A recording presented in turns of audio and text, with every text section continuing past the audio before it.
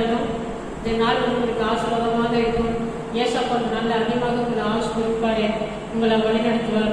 ஆண்டவர் உங்களுக்காக தந்த வேத வசனம் சங்கீதம் 103 11 17 நான் வாசிக்கிறேன்.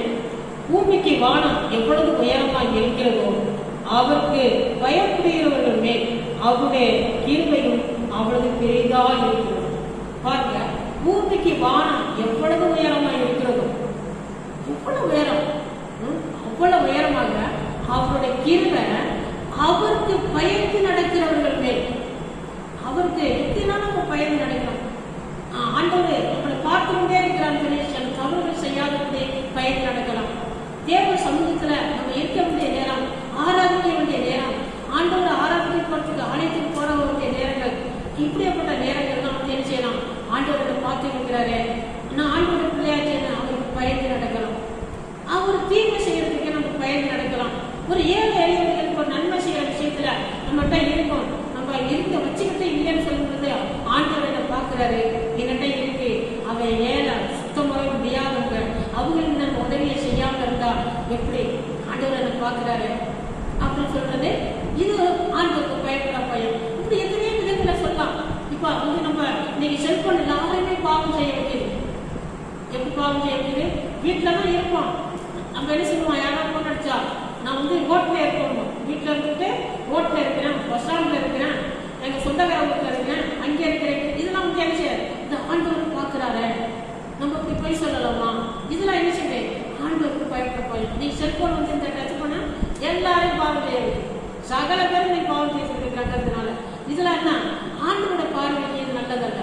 இதெல்லாம் பாவம். இதெல்லாம் பார்த்து பயந்து நம்ம ஒதுங்க பொழுது ஆண்டவருக்கு பயப்படுறது அவருடைய கிருபை என்ன ஆச்சுன்னா, வானமும் பூமியும் பாருங்க, பூமிக்கு வானம் எவ்வளவு உயரமா இருக்கிறதோ அவருக்கு பயப்படுறவர்கள் அவருடைய கிருபையும் அவ்வளவு புரிதா இருக்கணும். அடுத்து பாருங்க, அது கீழே வசனம் சொல்லக்கூடிய 17, கர்த்தருடைய கிருபையோ அவருக்கு பயந்தவர்கள் மேலும் அவருடைய நீதி அவர்கள் பிள்ளைகளுடைய பிள்ளைகள் மேலும் அநாதியாய் என்றென்றைக்கு உள்ளது. பாருங்க, அவர் பயந்து நடக்கிறதுனால நம்மளோட பிள்ளைகளை ஆண்டவர் விடல. பிள்ளைகள் மேலே அந்த கிருபை ஆண்டவர் என்ன செய்வாராம்? நிறைவேற்றுவார். நீதி உள்ள தேவன், அவர் நீதியா நடந்துகிறார். அவர் நீதி உள்ள தேவனா இருக்கிறதுனால அவர் நம்ம பயப்படுறதோட நம்ம செய்வது மட்டும் இல்ல, நம்ம பிள்ளைகளுக்கும் என்ன செய்வாராம்? அந்த இறக்கத்தை, அந்த கிருபைய, இந்த ஆசீர்வாதங்களை ஆண்டவர் கட்டளை வரும். இதை கேட்கறதுக்கு யாரா இருந்தாலும் சரி, இதுவரை எப்படி இருந்தாலும் பரவாயில்ல, ஆனா இன்று முதல் ஆண்டவருக்கா பயந்து வாழ்றதுக்கு ஆண்டவரே கிருபை செய்யுங்கன்னு சொல்லுங்க. ஆண்டவர் ஒரு வழி நடத்துவாரு. ஏசப்பா உங்களை ஆசீர்வதிப்பாரு. இந்த நாள் உங்களுக்கு ஆசீர்வாதமா இருக்கும். பரிசுத்தம் நல்ல பிள்ளாவே போது நன்றி ஏசப்பா. இந்த வார்த்தையை கேட்ட ஒவ்வொருத்தரையும் ஆண்டவரை தனித்தனியா பேருங்களா தொட்டு ஆசீர்வதிக்க எல்லாருக்கும் இந்த நாள் ஆசீர்வாதமா இருக்க உதவி செய்ய தகப்பனே. ஏசப்பா நீங்க கிரியை செய்ய கருத்து ஒப்பு கொடுப்பேன்.